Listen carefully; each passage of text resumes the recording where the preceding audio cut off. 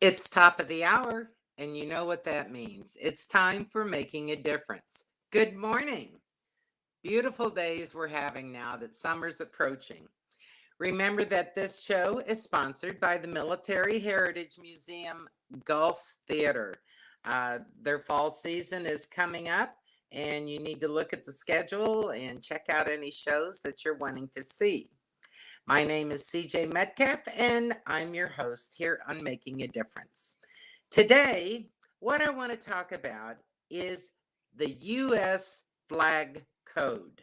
We have Flag Day coming up, we have the 4th of July coming up, and this is a time to celebrate the flag that flies so freely over our country. And it represents so much. And I must admit, I'm a patriot. Oh, yeah. But the flag, so many of our veterans have died that flag can wave freely. And that is what it represents: freedom, liberties, peace.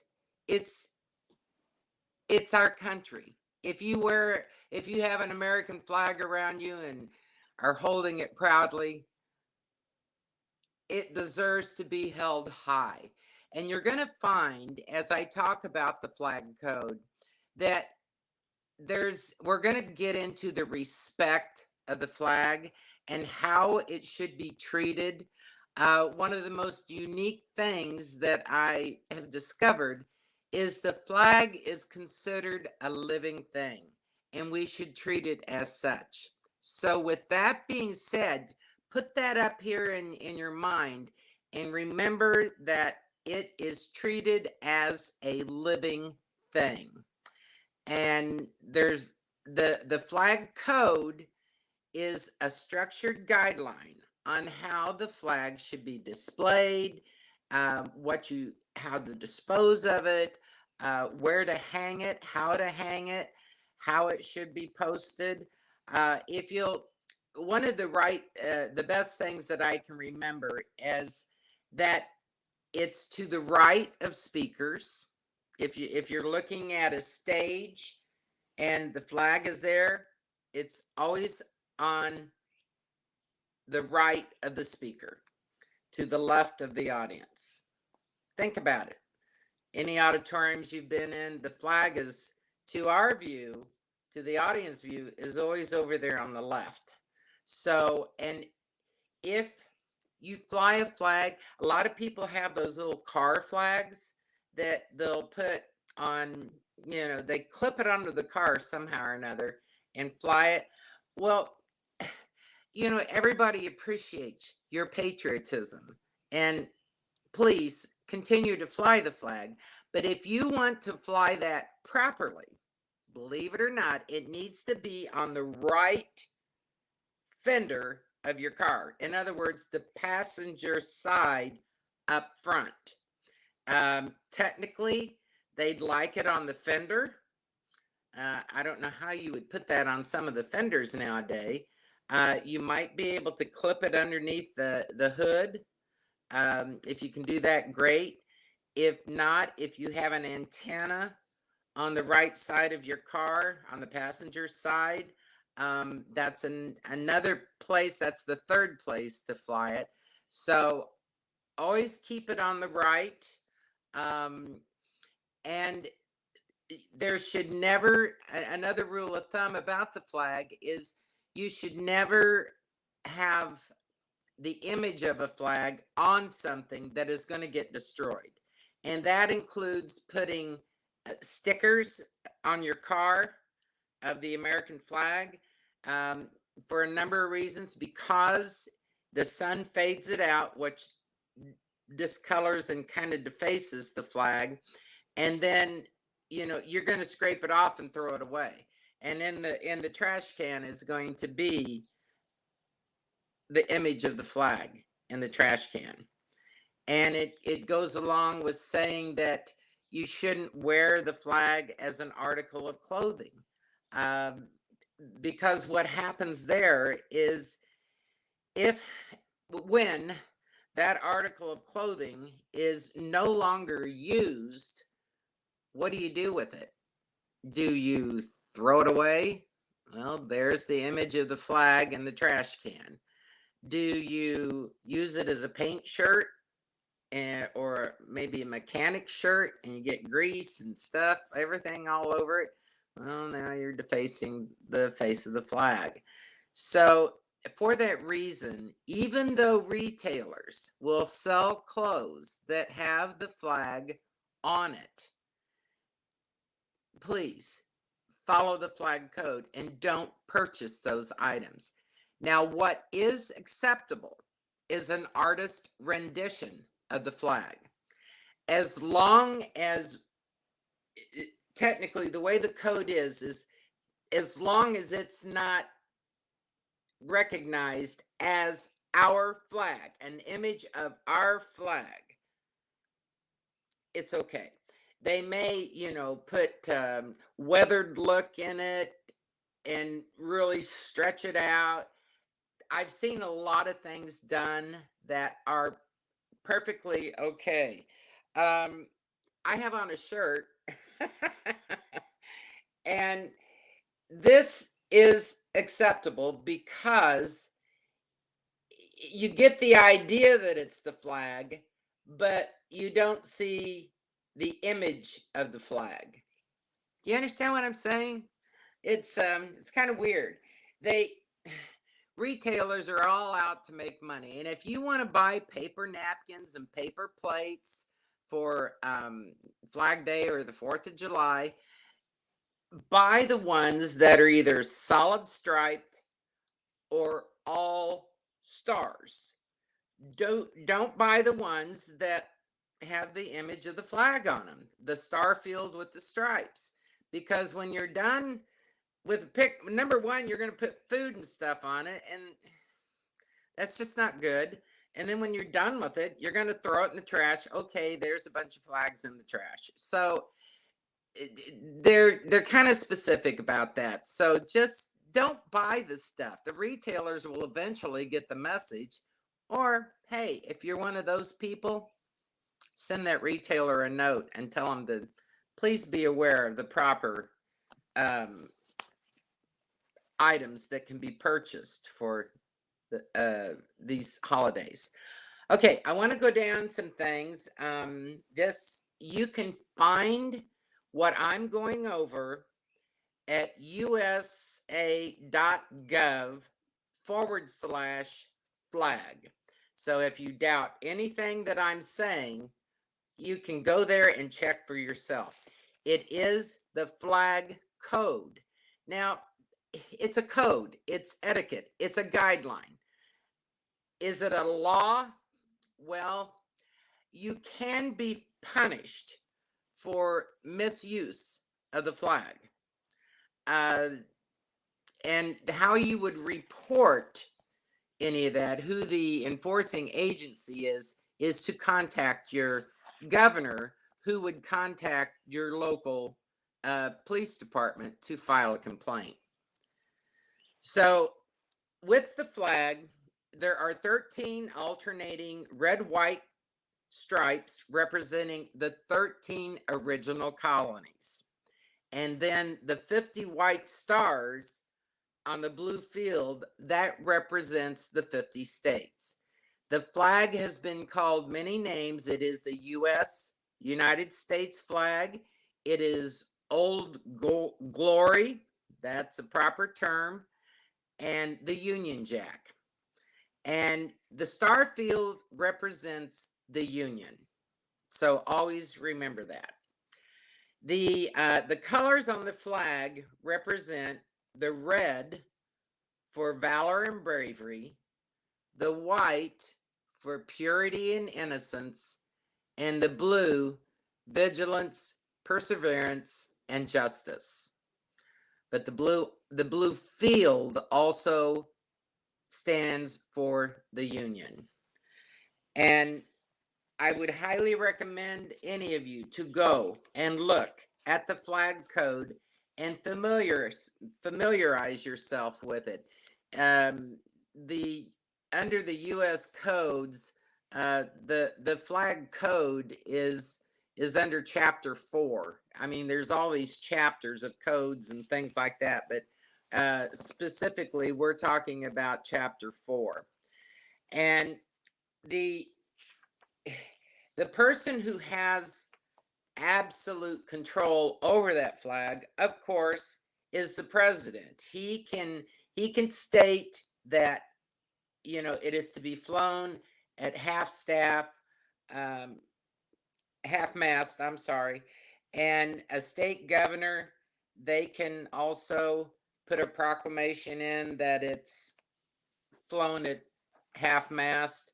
Let me explain the difference between mast and staff.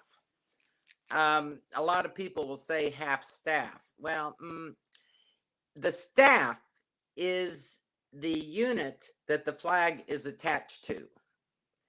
Mast refers to the position of the flag on that staff. So I just want to clarify that. Um, if my producer, for those of you that are online, will scroll down a little bit, or wait a minute, scroll up. Yep, up. The picture. There we go. There's a picture there of how to properly display the flag. And you will see that just as long as the blue star field is at the peak when displaying it, like from your house or someplace like that, you're good. The only time it's upside down is if it's a distress call. So know that. If you're putting it against a wall or a window, the union, the blue section, is always at the top left corner if you're displaying it from a window. On your vehicle, clamp the staff to the right front fender. Well, we just went over that. As long as it's on the right, that's good. And if you're displaying it in a crossed flag, the United States flag is always on the left, and the staff is in front of the flag that you're flying or that you're displaying behind it. So that should give organizations and people like that maybe a little guideline to go by. Time and occasion for display. This is in this same chapter. It's section 6. It'll say time and occasions for display. It is, if you'll scroll down, producer, you'll get to section 6, and you'll be able to see the section that I'm going over. Oh, excuse me while we try to get this. I don't know. That's not showing up there, is it? This is for the online people. Scroll down, and at the bottom of that box, whoa, back up. Right there at the bottom of the graphic. Nope, go up just a little bit more. Here we go. Yeah, try that one. Okay, but I'll go ahead and explain further. It is the universal custom to display the flag only from sunrise to sunset on buildings and on stationary flagstaffs in the open. However, when a patriotic effect is desired, the flag may be displayed 24 hours a day if it's properly illuminated during the hours of darkness. And people who fly the flag on their house, this is accomplished by putting spotlights on it, rather it's a solar light, or rather you have a specific, maybe one of those landscape lights that you can aim on the flag, but just make sure it stays lit during the night. Let no darkness fall upon the flag of the United States. The flag should not be displayed in inclement weather unless it's an all-weather flag, and again properly lit. So they give you some working room, some squiggle room. Um, there's a lot of holidays and days that the flag, some people don't fly their flag all the time.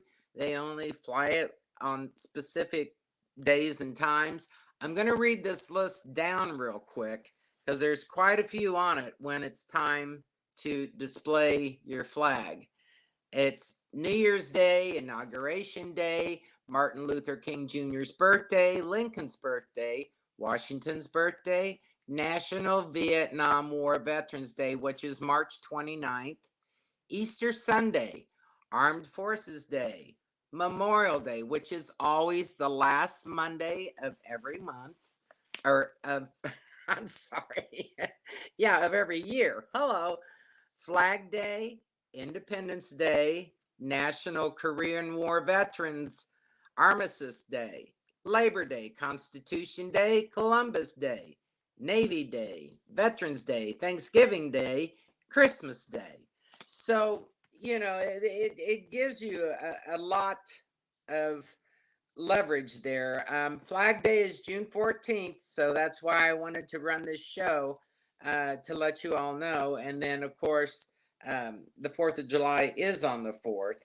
But those are in that list that you'll find on the internet. That is in the calendar order that they appear.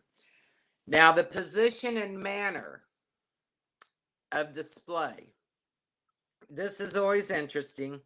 Um, in if for those of you that get involved in parades and are marching with the flag when carried in a procession with another flag or flags should either be on the far marching right, or if there is a line of flags in the front and center. That just kind of makes sense. Um, the flags should not be displayed on a parade float unless it is from a staff. So there's a lot of parades in the area, and let's see, next time you watch a parade, let's see who's paid attention to the proper flag code etiquette. So if they're going to display it, they need to hang it from a staff. So with that being said, it should not ever be draped over the hood of a car. It should never be used as a table decoration, which I've seen people do that. So put it from a staff. You're safe, and keep it to the speaker's right or the viewer's left, and you'll be good to go. No other flag or pennant should be placed above or on the same level to the right of a United States flag, except church services in the Navy. They get away with hanging their flag up above, but no flag should be hung it should be on a staff, a pole, at the same level as the United States flag. And anybody in this area, and I'm going to say it, we've got a lot of Canadian dominated mobile home parks. And I have seen the Canadian flag above the American flag. And that is totally improper. Totally. Um, the when it's flags of two nations, they should be flown side by side. Technically speaking, when another territory's flag is flown, and even if they put it below the American flag, that means that we defeated that country. So we we haven't defeated Canada. So therefore, the proper display would be to put them side by side. And of course, the American flag is always the tallest. Um,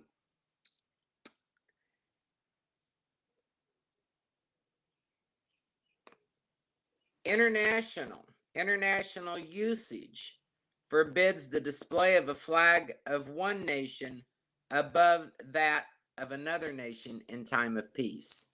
So look at the communication that's going on with a flag. There's a lot that can be said about how they are displayed and hung. Um, Whenever there is the occasion where the flag is flown at half mast,